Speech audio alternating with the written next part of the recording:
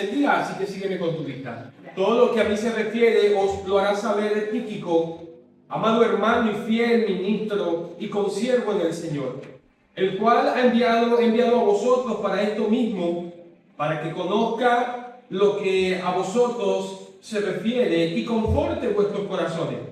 Con Onésimo, amado y fiel hermano, que es uno de vosotros, todo lo que acá pasa, os lo hará saber. Este es Onésimo, del cual hemos predicado cuando hablamos acerca de los esclavos. ¿Te recuerda? Onésimo ha sido engendrado en las prisiones, literalmente, del apóstol Pablo.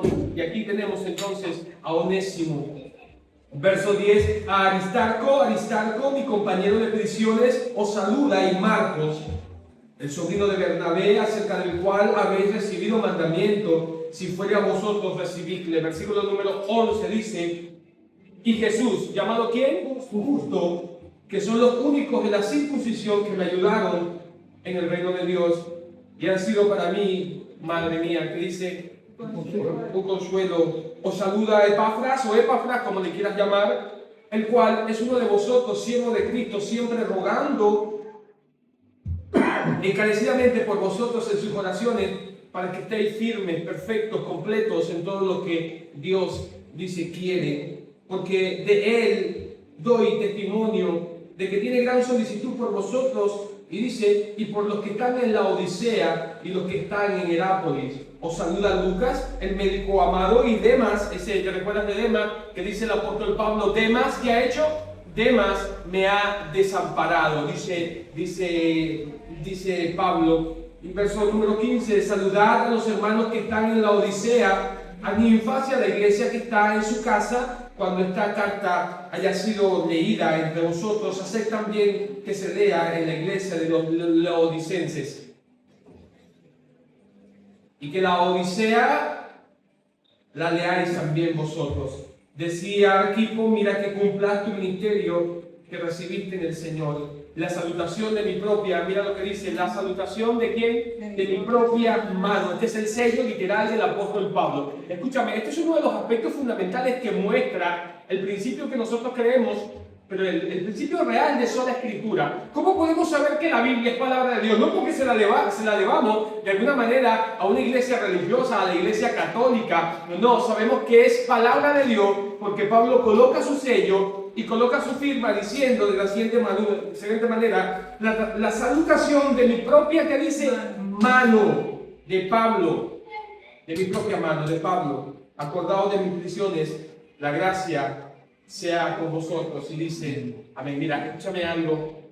Yo quiero terminar esta carta de Colosenses y me gustaría predicarles bajo el tema, terminando con un equipo de 7 amigos. El apóstol Pablo va a terminar básicamente con un equipo de 7 amigos.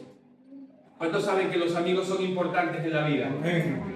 ¿Cuántos saben de la importancia de las amistades y de los buenos amigos en nuestras vidas, hermanos? Qué importante es que podamos rodearnos de buenos amigos. Así que vamos a orar. Señor, ayúdanos, Dios, y permite que tu palabra, Señor, pueda hallar, como Dios eterno, un corazón dispuesto a poder obedecer, un corazón dispuesto a poder, Señor, escuchar tu palabra. Ayúdanos, Señor, y permite que podamos sacar de tu palabra los principios más fundamentales y elementales, Señor, para nuestras vidas. Te damos gloria y te damos honra en Cristo Jesús. Amén. Y amén. ¿Pueden tomar asiento, mis hermanos, ahí donde están? Permíteme rápidamente el poder avanzar en mis notas preliminares. Gracias, Mario, que bendiga. Necesitaba algo caliente para mi garganta. Bien, hermanos, estamos ahí, ¿verdad? Permíteme rápidamente avanzar con mis notas introductorias. Escúchame. Necesitamos entender que en la Biblia no solamente hemos hablado acerca de la preeminencia de Cristo en cuanto al Evangelio, la preeminencia de Cristo, hemos tenido esta carta para poder mirar y ver el propósito de Dios en nuestras diferentes áreas de la vida y sobre todo el mensaje fundamental y crucial en el Evangelio es que podamos estar completos. Ese término griego pleroma, que significa básicamente Dios quiere que tu vida y mi vida puedan ser completas, puedan ser óptimas, pero nuestras vidas no van a ser completas hasta que Cristo no tenga la preeminencia en nuestras vidas. La carta de Colosenses hemos visto que Cristo debe ser preeminente en la iglesia, Cristo debe ser preeminente en la predicación del Evangelio, Cristo es preeminente en toda la creación, ¿te recuerdas? Porque en Él fueron creadas todas las cosas visibles e invisibles, sean tronos, sean dominios, sean principados, sean potestades. Todo fue creado por medio de Él y que dice, y para Él. De manera que Cristo es el pleroma, Él debe llenarlo todo.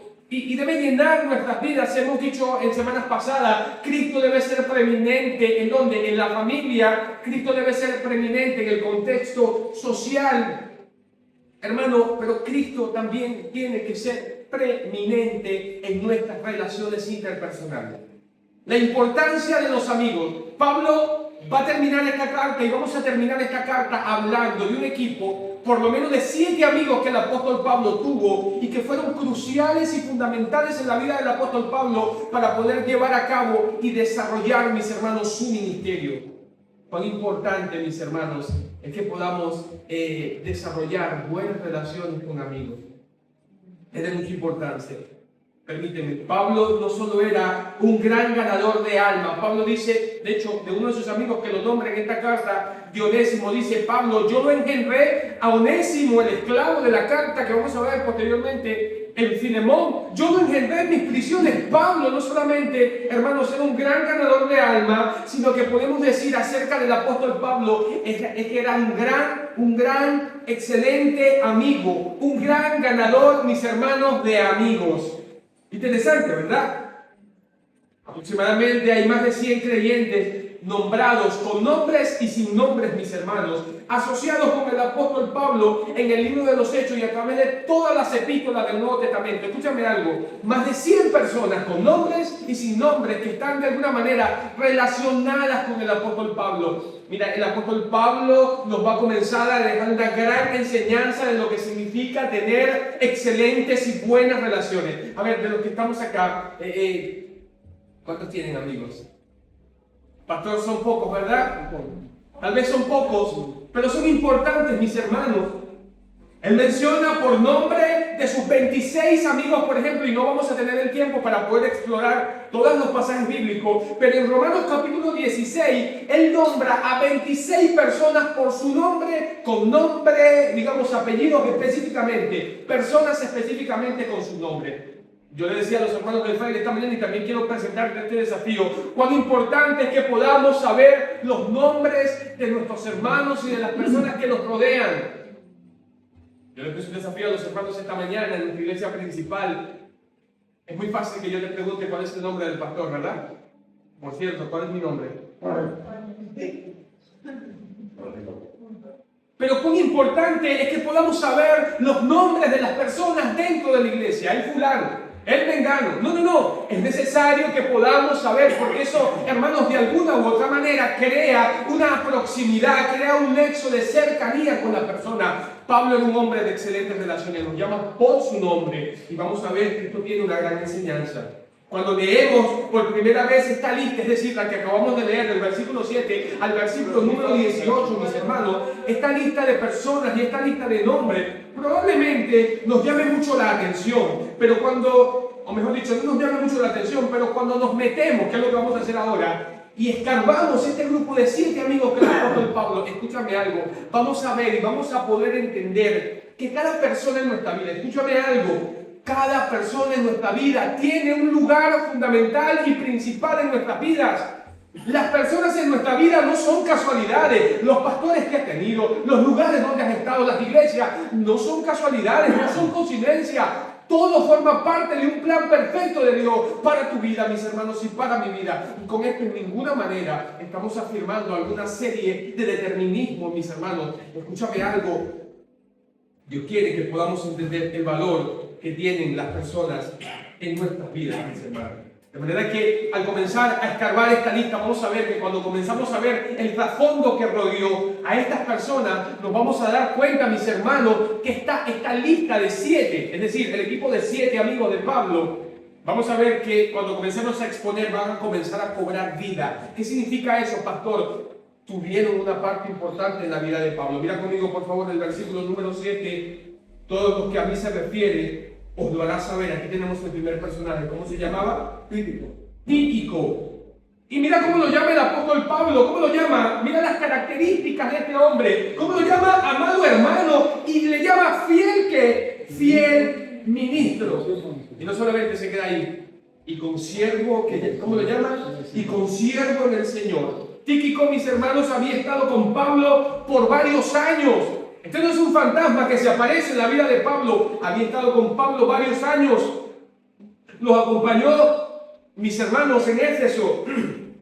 Hechos capítulo 20, versículo 4, para que podamos tener fundamento, dice: y le acompañaron hasta Asia, Sopater, de Berea, Aristarco, y segundo de Tesalónica, Gallo, de Derbe, y Timoteo, y de Asia, Tíquico. ¿Qué te parece? Ahí estaba Tíquico y finalmente dice, y Tofimo, madre mía de nombres, Tofimo. Lo que queremos rescatar es que Tíquico estaba con el apóstol Pablo constantemente acompañándoles. Cuando iba de regreso a Jerusalén y quizás era ciudadano, este muchacho Tíquico de Éfeso había trabajado con el apóstol Pablo allí por espacio de 3 años. Tíquico había de llevar la carta de los Colosenses y de los Efesios. ¿Puedes imaginar en una persona que mira lo que le llama Pablo, amado hermano y fiel ministro? Estos son los rasgos característicos que tenían los amigos de Pablo. Eran hermanos, y no solamente hermanos, eran amados hermanos, y no solamente esto, sino que eran fieles servidores de Cristo Jesús. Hermanos, qué bueno es que podamos rodearnos de personas, amigos, que sean buenos servidores del Señor. Personas por las cuales podamos confiar de alguna manera. Personas a las cuales podamos depositar nuestra confianza. El apóstol Pablo tomó a Tíquico y pudo depositar la confianza de poder enviar esta carta de Colosenses junto con Filemón. Y la carta a Filemón. Vamos a entender que Pablo dice de Tíquico que era un fiel hermano y un fiel ministro, un amado hermano y fiel ministro. Escúchame algo, el contexto que rodea esta situación de Tíquico, escúchame, para que Tíquico pudiera enviar ese informe que vemos en el versículo 7, lo que se refiere a mí, el apóstol Pablo, vamos a ver que no va a dar detalles de su situación en prisión en la que está Pablo, pero está diciendo: lo que van a saber de mí se los va a decir el Tíquico. Estoy confiando en él les va a hacer llevar esta carta y les va a dar la información. Pero el contexto que rodea esto, Pablo está depositando la confianza en un hombre fiel. Y dice: el largo y peligroso viaje que iba a embarcar Tíquico. Era un viaje largo, era un viaje peligroso, no es que llévame esta carta al fraile. No tiene nada que ver con eso. Es un viaje largo, es un viaje peligroso. Cuán agradecidos estamos de que este hombre Tíquico haya sido fiel, mis hermanos. Y la razón por la que debemos estar agradecidos que haya sido fiel es que pudo entregar, mis hermanos, esta carta de Colosenses, porque si ese hombre no hubiese sido fiel, tú y yo no hubiésemos tenido la oportunidad de poder predicar durante todo este tiempo la carta a los Colosenses. ¡Qué maravillosa bendición, mis hermanos! De hombres como Tíquico que fueron fieles. De otra manera no podríamos hablar y estudiar esta carta. La descripción que Pablo hace de Tíquico nos muestra la estatura, nos muestra, mis hermanos, la calidad de cristiano que era este hombre. Amado hermano, fiel ministro de Jesucristo. No solamente eso, lo llama consiervo. Te quiero hacer una pregunta y tenemos aplicaciones prácticas. Escúchame, ¿será que tú y yo en algún punto de nuestra vida podemos ganarnos el título de que se nos llame amado hermano, amada hermana? ¿Será que en la vida como cristiano podemos tener el privilegio? Esta es la percepción que Pablo está teniendo de él. Que nos llamen fulano, mengano, sultano. Fieles ministros, fieles servidores, consiervos en la obra del Señor. ¡Qué bendición, mis hermanos! ¡Qué bendición es que podamos tener estos títulos para nuestra vida cristiana, para nuestra vida espiritual! Yo quiero rodearme de amigos como Tíquico, en cual podamos depositar confianza en el ministerio, personas en las cuales podamos depositar confianza, que sabemos que tienen credibilidad, es decir, no son personas a las cuales les vas a pedir algo y tú no sabes si pueden llegar a la iglesia un día domingo, tú no sabes si pueden llegar un día martes, tú no sabes si pueden llegar un día jueves, porque no son confiables. ¡Qué maravilloso! La descripción que Pablo hace de Tíquico nos muestra la estatura del cristianismo que tenía este hombre. Era el hermano amado. dispuesto a quedarse con Pablo, aunque las situaciones, mis hermanos, fueran difíciles literalmente. Qué alentador es tener a un creyente a tu lado cuando todo parece ir en contra tuya. ¿Qué te parece eso? Cuando todo parece, mis hermanos, ir en contra nuestra, cuando todo parece estar difícil, qué bendición es poder tener una persona. Tú sabes que la vida suele ser en momentos solitaria. Sabes que hay momentos donde nos sentimos solos, pero qué bendición es que podamos sentir una palmada de alguien que está con nosotros, que podamos confiar en los momentos difíciles, en los momentos, hermanos, cruciales de nuestra vida.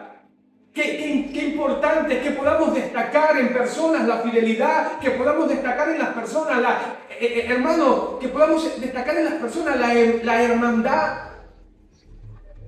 Alguien ha dicho de la siguiente manera: la más grande habilidad que puede desarrollar el ser humano, ¿sabe cuál es? La más grande de las habilidades que pueden desarrollar los seres humanos, ¿sabe cuál es? Es la responsabilidad. Escúchalo, es la responsabilidad. Y esto es cierto. Pablo podía confiar que Tíquico había de entregar esa carta. Qué bueno, hermanos, como Tíquico. Qué bueno, amigos como Tíquico, que podamos depositar confianza. ¿Sabes que hoy tenemos la carta de Colosenses en nuestras manos? Porque un hombre fue fiel en un viaje peligroso, en un viaje largo, donde había diferentes circunstancias. Tíquico también era consiervo de Pablo, aunque no era un apóstol. No necesariamente tiene que ser un predicador, tiene que ser un apóstol, como estas cosas que están ahora de pastora. No tiene nada que ver, mis hermanos. Estaba ayudando a Pablo en su ministerio apostólico. Pablo y Tíquico trabajaban juntos de la mano. No era nada fácil, escúchame, este es el contexto que rodea. No era nada fácil para Tíquico asociarse con Pablo. ¿Y por qué, pastor? Era un prisionero. Pablo tenía un montón de enemigos, sin embargo Tíquico está ahí con Pablo. Tíquico, sin embargo, mis hermanos, fue el hombre finalmente, escúchame, Tíquico fue el hombre que de alguna manera tuvo el encargo, junto con Onésimo, de poder llevar esta carta de Colosenses. No escogió el camino fácil, sino el camino correcto. Hoy día en nuestras iglesias podían ser beneficiadas. Hoy día, mis hermanos, nuestras iglesias, en este día las iglesias pueden ser beneficiadas con hombres y mujeres como Tíquico, en el cual podamos confiar aspectos y áreas de la iglesia y del ministerio. Pero quiero que te diga algo como pastor: cada vez es más fácil conseguir fieles. Dios dice en el Antiguo Testamento: yo aquí que voy a colocar mis ojos sobre los fieles de la tierra, mis hermanos. No era nada fácil.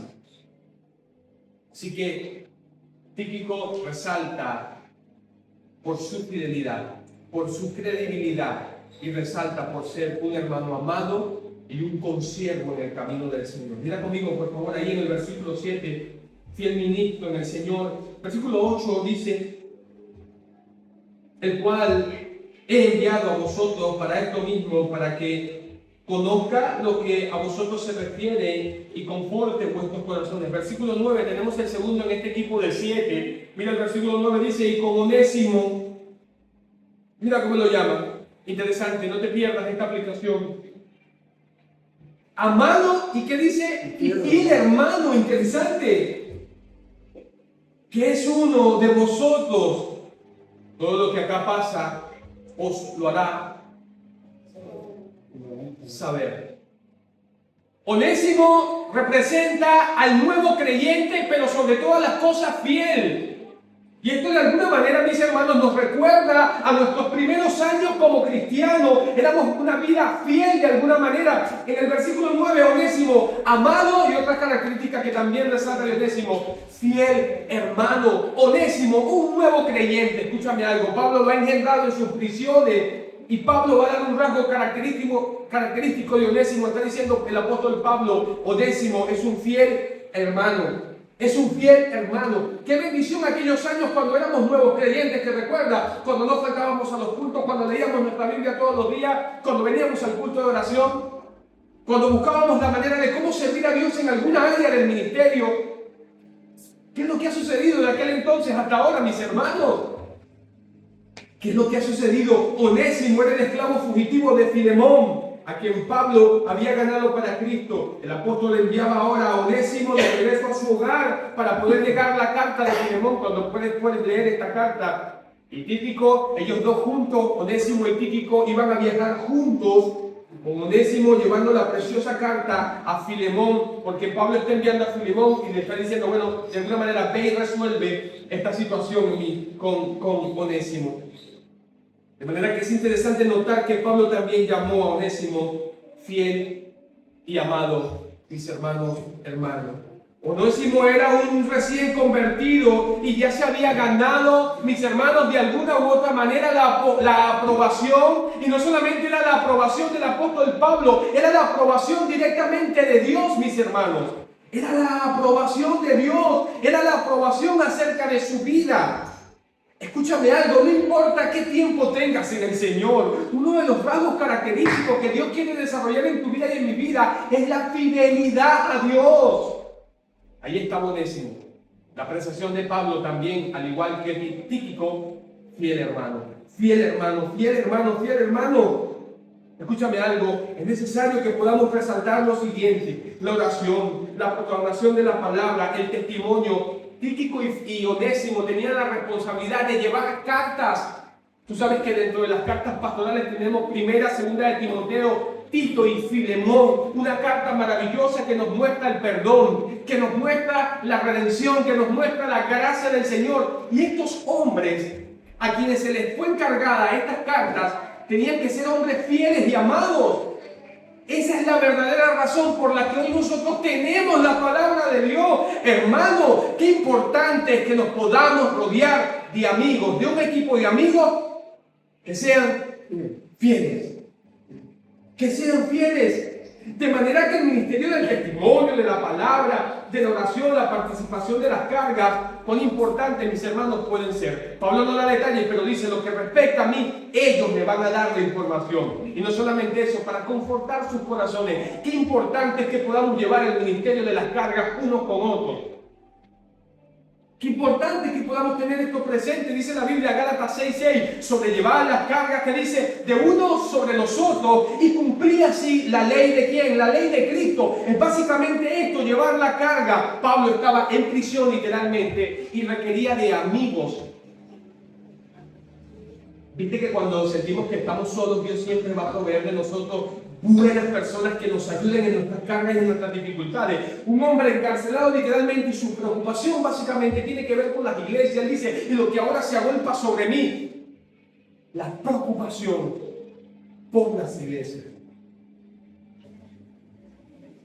¿Qué queremos significar con esto? Estos hombres tuvieron un ministerio con la palabra, de llevar las cartas, no solamente de llevar las cargas, sino poder comunicar a las iglesias la situación de Pablo, que estaba encarcelado. Pastor, ¿y eso qué tiene que ver?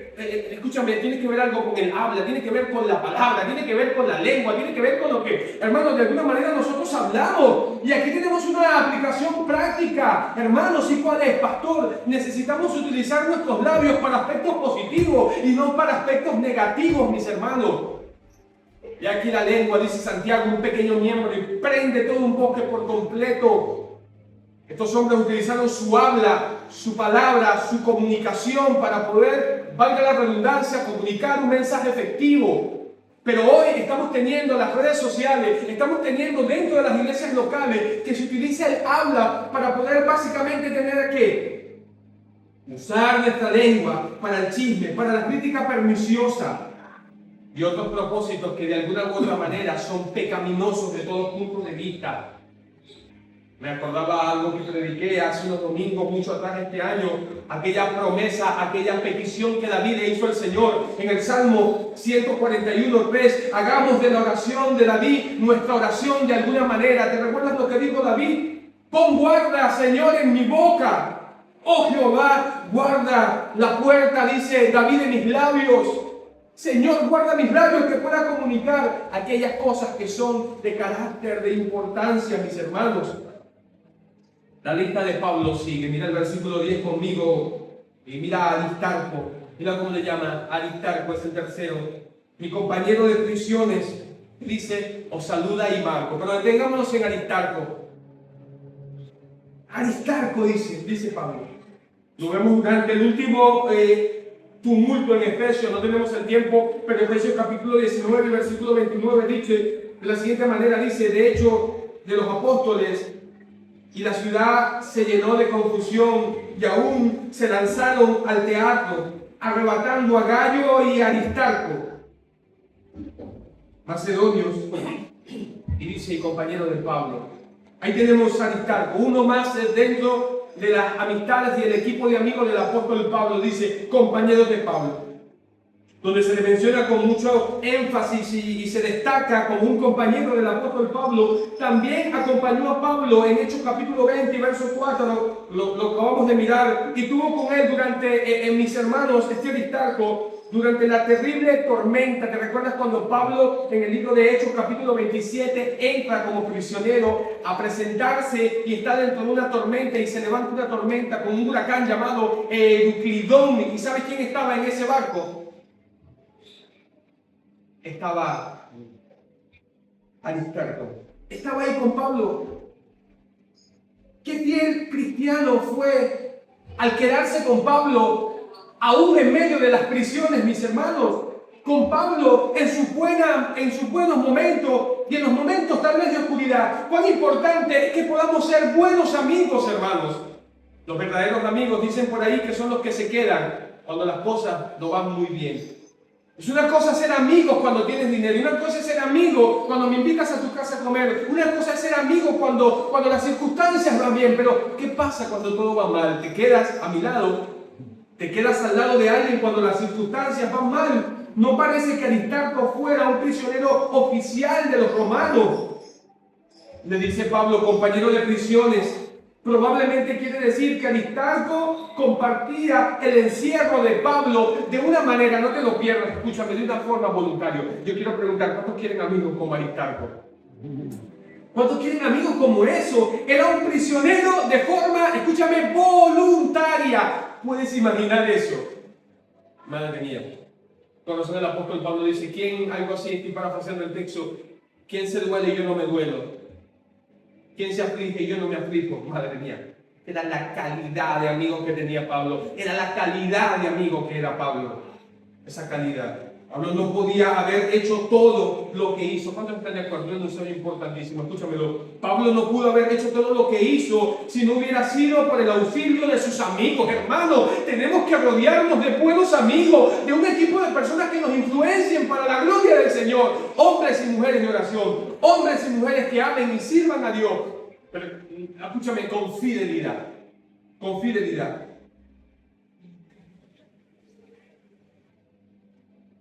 De manera que, mis hermanos, Aristarco sobresale como uno de los mejores ayudantes de Pablo.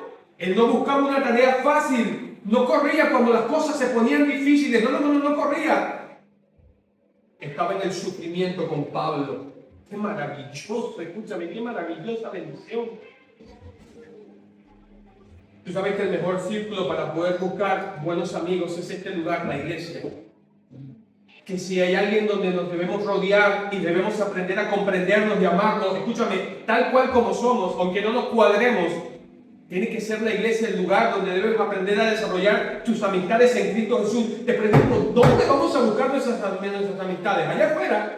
Allá afuera lo que vas a conseguir es pecado. Pastor, aquí adentro también, pero escúchame algo. Aquí tenemos una gran diferencia. Tenemos la bendita y santa palabra de Dios, que tiene la capacidad de poder ayudarnos, que tiene la capacidad de poder limpiarnos y de instruirnos y de enseñarnos cómo podemos hacer y resolver nuestros conflictos y problemas. Esto es Biblia. Pablo estaba rodeado de buenos amigos. ¿Quieres rodearte de buenos amigos, de buenas influencias, de personas que te amen verdaderamente? Las amistades son aquellas que no te valoran por lo que tienes, sino por lo que tú eres. Esas son las buenas amistades. Ahí estaba Pablo con sus amigos. Con la gracia de Dios, estaba ahí con esos amigos que fueron de gran bendición para su vida. Mira el versículo 10, no nos quedamos solamente con Aristarco. Dice, mi compañero de prisiones os saluda. Y también en el versículo número 10, aquí tenemos a Marcos, el sobrino de Bernabé, acerca del cual habéis recibido mandamiento. Si fuera vosotros, dice, recibidle. ¿Tú te recuerdas de Juan Marcos? Juan Marcos es el que en uno de los viajes misioneros literalmente va a quedar en el descrédito por completo del apóstol Pablo. Yo te voy a sugerir algunas de las razones por las que creemos que Juan Marcos haya podido de alguna manera disertar de la misión o haberse echado para atrás de la misión. Bueno, Pablo dice, percíbale, probablemente los hermanos de Colosa ya sabían de la flaqueza, de la caída que había tenido de alguna manera Juan Marcos. Interesantemente, aquí tenemos a Juan Marcos, primo de Bernabé. Años antes Marcos había caído en el mal ante Pablo. No tenemos el tiempo, pero Hechos capítulo 13 es el comienzo de alguna manera de la obra misionera. Y capítulo 15 se separan, hay una división entre Pablo y Bernabé, porque Pablo le dice, con él, no quiero ir con él. Es posible que los colosenses sabían que su fracaso había sido, pero Pablo quería que le recibieran a este joven, que le pudieran recibir y que le pudieran mostrar una enseñanza que vamos a tener aquí importante, una aplicación, que pudieran mostrarle amor. Cuando escribió su última carta, Pablo escribe acerca de Juan Marcos, ese que de alguna manera le había dicho Pablo, no voy a ir contigo, y Pablo le escribe, por favor, tráeme a Juan Marcos, que en otro tiempo no me fue útil, pero que ahora, me era útil. Aquí tenemos una gran enseñanza, pero permíteme rápidamente ver algunas de las razones, algunas de las razones por las que pudiéramos creer, no es así, ¿no? La razón de la decepción de Juan Marcos nos da, o que posiblemente podemos ver en las Escrituras. Bueno, es que tal vez tuvo miedo, ya que el grupo en el que estaba a punto de ir a un viaje peligroso, probablemente que sí, y entrar en un territorio peligroso, o quizás se sintió ante el hecho de que Pablo estaba tomando en el segundo viaje misionero, quien toma el liderazgo del viaje ya para ese momento, es el apóstol Pablo y no es su tío Bernabé. ¿Te recuerdas de Bernabé, el hijo de la consolación? Y ahora probablemente esto no le gustó al muchacho. Venga, son algunas probabilidades de que ahora Pablo está tomando el liderazgo de la misión y reemplaza a Bernabé, o tal vez Juan Marcos estaba molesto por el ministerio de Pablo entre los gentiles. ¿Te recuerdas que Pablo fue encomendado al ministerio de los gentiles, entre tanto que Pedro era al ministerio de los judíos, de la circuncisión específicamente? Pero mira, escúchame, cualquiera haya sido la razón o el hecho que haya llevado a esta situación, es que nos va a enseñar una gran lección el apóstol Pablo. ¿Y cuál es la lección, pastor? Por la gracia de Dios, Juan Marcos había vencido el primer fracaso que había tenido y llegó a ser de alguna manera un siervo útil al Señor. Aquí tenemos nuestra aplicación práctica. Fue escogido este Juan Marcos para poder escribir el evangelio que nosotros conocemos como el evangelio de Marcos. No te lo pierdas, por favor, no te lo pierdas. ¿Has escuchado aquello que se llama el beneficio de la duda que tenemos que darle a las personas? Escúchame algo, los amigos tienen el beneficio de la duda. Hay amigos que probablemente se han equivocado contigo y conmigo, pero eso no significa que no deben tener una segunda oportunidad en nuestras vidas. Necesitamos perdonar los fracasos de otros. ¿Cuántos están conmigo?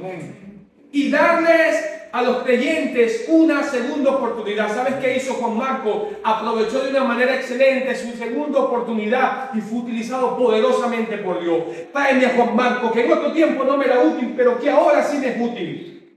Gloria al Señor por las segundas oportunidades, mis hermanos, que podemos tener. No tenemos amigos perfectos, ¿verdad que no? De hecho, nosotros no somos perfectos y vamos a equivocarnos, vamos a cometer pecado, pero todas personas necesitan una segunda oportunidad. Finalmente, quiero decirte o preguntarte, ¿o somos de aquellas personas que le hace la X a la primera a la persona? Te doy la respuesta. Muchas veces somos así, de esa forma. ¿En serio? ¿Y dónde está aquello de la segunda oportunidad? Llamándose una segunda oportunidad. No solamente esto, mira el versículo número 11 conmigo. ¿Y Jesús llamado quién?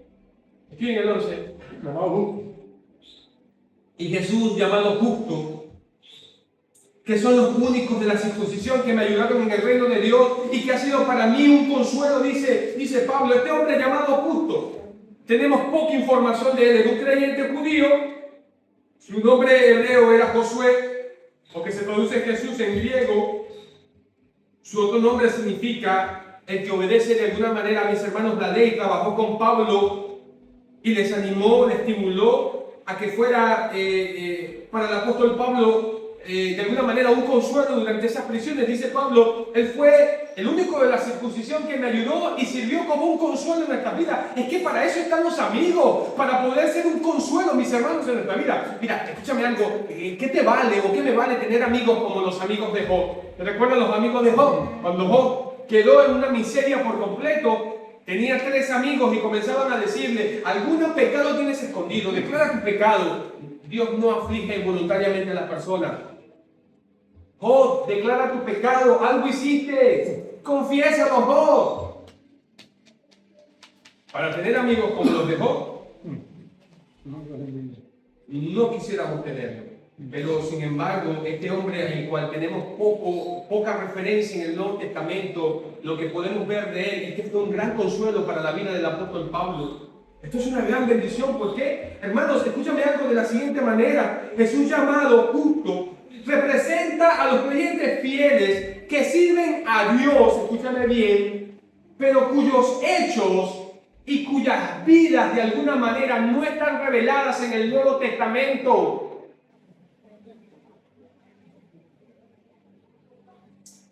Tú sabes que hay muchas personas dentro de la Biblia que no se dice con detalle sus vidas, como algunos de los que hemos visto hasta ahora. Pero es una gran bendición de saber, mis hermanos, que sus vidas están siendo escritas en los cielos y que Dios sí las tiene presentes. Así es tu vida, mis hermanos, y así era mi vida. Era un colaborador, pero su vida y su ministerio va a tener una recompensa bendita en los cielos. ¿Recuerdas que el Señor dijo la recompensa del profeta? ¿Qué significa, pastor, eso de la recompensa del profeta? El Señor dijo que cualquiera que le dé a usted un vasito de agua a uno de estos de mis pequeñitos va a ser recompensado grandemente en los cielos. Hay cosas que podemos hacer detrás del telón en la obra del Señor y del ministerio y que va a tener una recompensa pertinente delante del Señor. Bueno, esta es la vida de justo, de este hombre que fue un gran consuelo para la vida de él. Mira, por favor, seguimos adelante. El versículo 12 dice, ¿os saluda quién? ¿Quién les saluda? Epafras, el cual es uno de vosotros, siervo de Cristo. Siempre, mira lo que dice, rogando encarecidamente por vosotros en sus oraciones, para que estéis, que dice, firmes, perfectos y completos en todo lo que Dios quiere. Ya hemos hablado de Epafras, o Epafras. Probablemente es el hombre que representa el corazón pastoral de alguna manera, es el fundador de esta carta. Pablo no fundó la iglesia en Colosa, la ha fundado Epafras, o Epafras, como quieras llamarle, pero representa al hombre del corazón pastoral. Es el hombre que, mira por favor el versículo 12, está orando por esos creyentes. ¿Y por qué es la razón por la que está orando por ellos? Para que puedan estar firmes, para que puedan estar completos, Cristo la preeminencia. Y mira lo que dice, para que sean completos y puedan hacer lo que Dios quiere, para que puedan cumplir la voluntad de Dios. Yo tengo aplicaciones prácticas aquí. Escúchame algo, hermano. Una de las cosas y nuestro deseo como pastor en la vida de muchas personas es que puedan crecer, que puedan ser perfectos. ¿Qué significa esto, pastor? Esta palabra perfecto significa que puedan madurar en su vida como cristianos. Tiene que llegar, escúchame algo, creyente, un punto en tu vida donde tú vengas a la iglesia no porque yo te predique fuerte, que tú vengas a la iglesia fielmente, no porque andemos detrás de ti, porque no necesitas una visita pastoral, porque entiendes que Cristo debe ser la preeminencia, porque entiendes que Cristo debe llenar tu vida fundamentalmente. Y Pablo, Epafras, representa el corazón pastoral y está diciendo, estoy rogando encarecidamente. Esta es la palabra de la agonía en griego, la palabra de un atleta. Escúchame algo, estoy rogando encarecidamente para que ustedes sean completos, por favor, dice, para que sean perfectos y completos en todo lo que Dios quiere, la voluntad de Dios para su vida. Tenemos que aprender a depender de Dios, solamente de Dios, por encima de todas las cosas.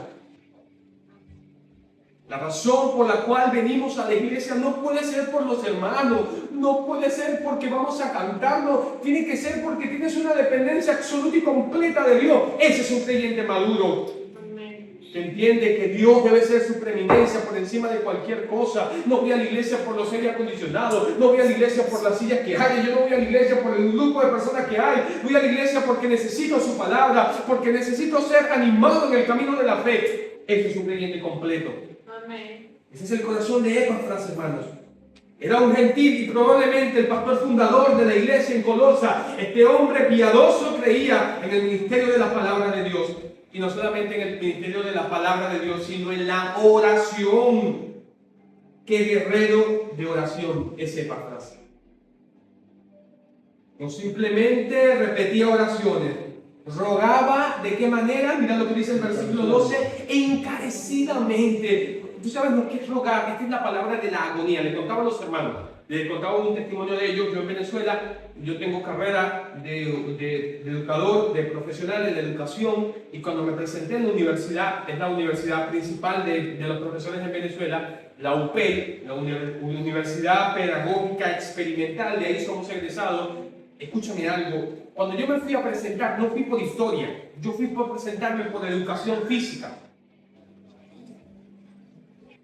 Y bueno, presenté el examen y no quedé por educación física, sino que fui arrojado a historia. ¿Y cuál fue la razón de esto, pastor? ¿Sabe cuál fue la razón? Porque se presentaban 5.000 personas en ese momento, solamente para 120 cupos. De los mejores, tenía que ser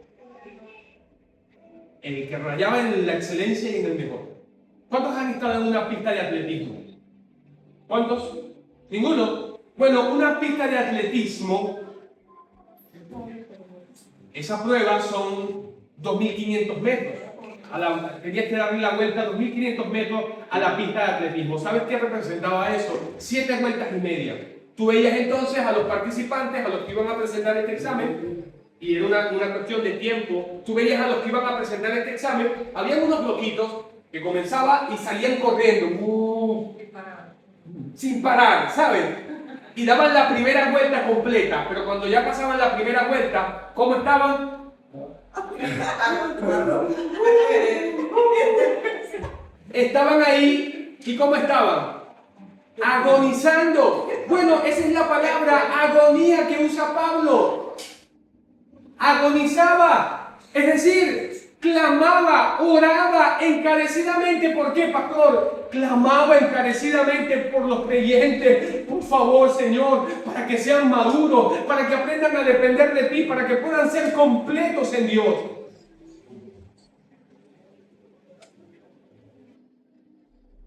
Es lamentable, pero este tiempo que tengo como pastor y como cristiano, he podido ver y mirar a muchas personas que tienen muchos años en la vida cristiana y todavía están luchando para poder ser fieles en congregarse para Dios.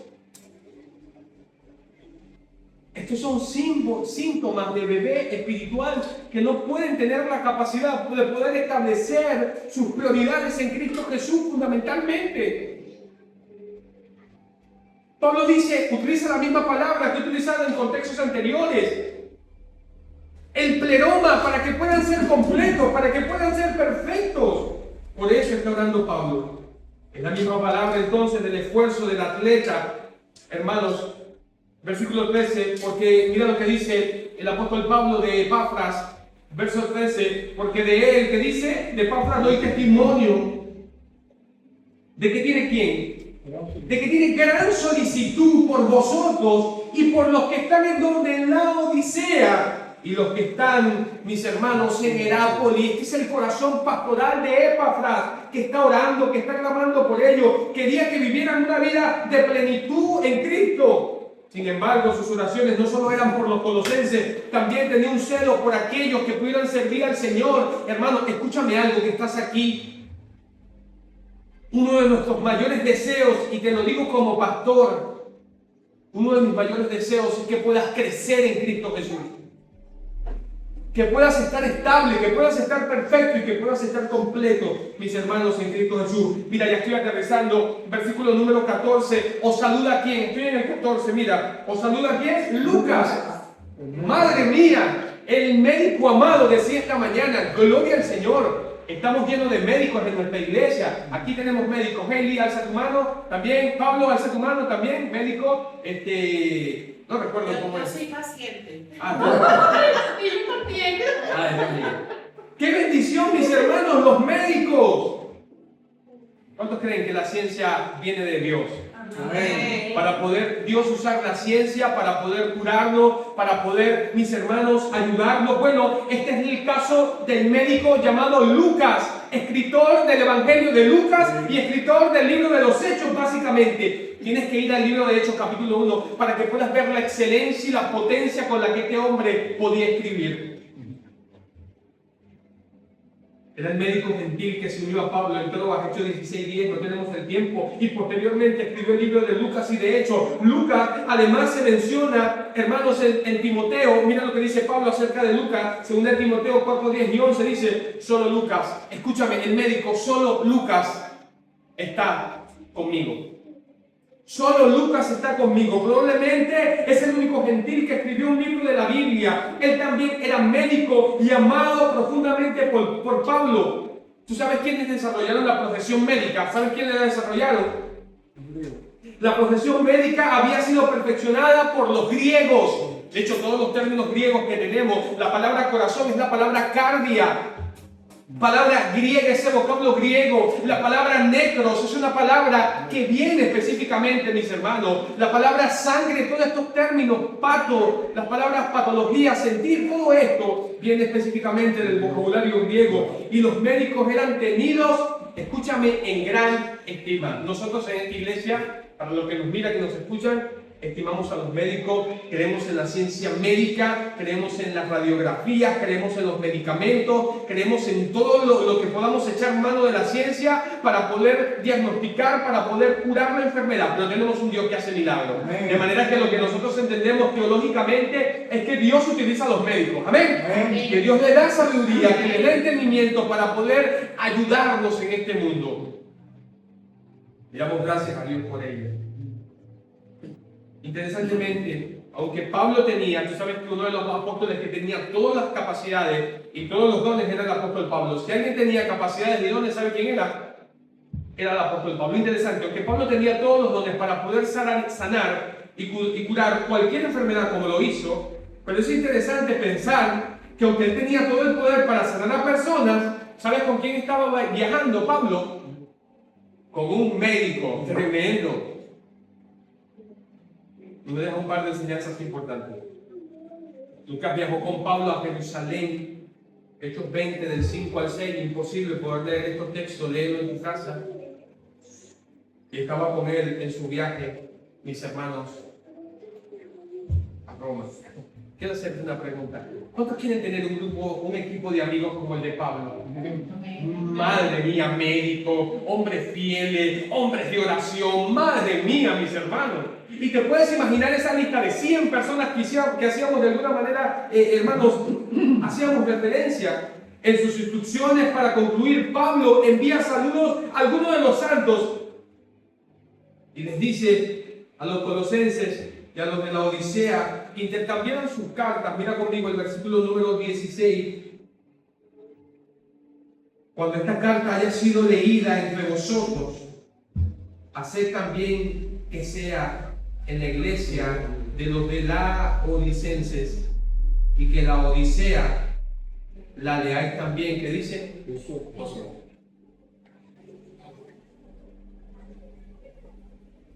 Dios quiere que podamos crecer. Hermanos, Dios quiere que podamos rodearnos de buenos amigos. ¿Tú sabes cuál es el mejor lugar para conseguir buenos amigos? La iglesia. ¿Y sabes cuál es la característica del tipo de amigos que podemos conseguir? Hombres y mujeres como los que vemos en esta descripción. ¿Sabes cuáles eran los amigos de Pablo?